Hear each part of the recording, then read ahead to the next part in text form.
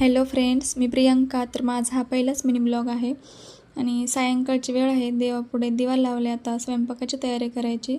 स्वयंपाकात आज मी शेवयाची खीर करणार आहे. त्याची रेसिपी मी तुमच्यासोबत शेअर करणार आहे. मी माझ्या पद्धतीने शेवयाची खीर कशी करते. तर मी आता रवा, शेवई आणि बदाम घेतलेला आहे.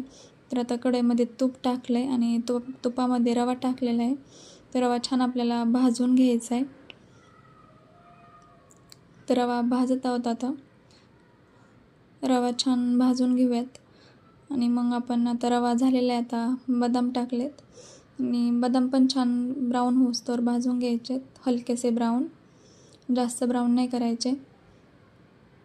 तर बदाम झाल्यानंतर मग आपण शेवई भाजून घेणार आहोत.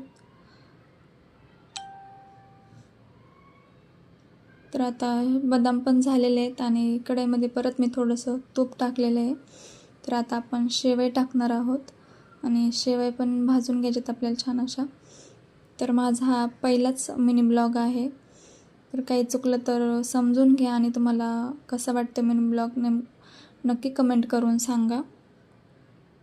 लाईक, शेअर आणि सबस्क्राईब करा नक्की.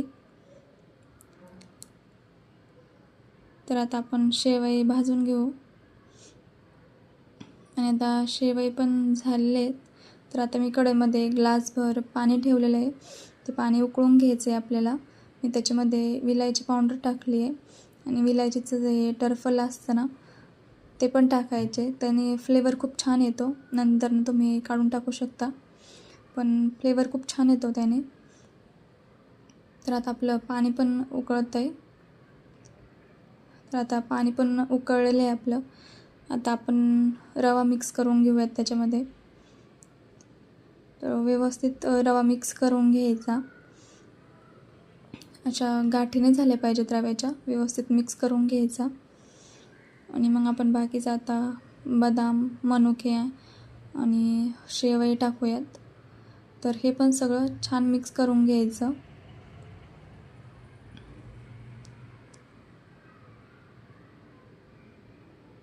व्यवस्थित मिक्स करून घेतल्यानंतर आपण त्याच्यामध्ये आता दूध टाकणार आहोत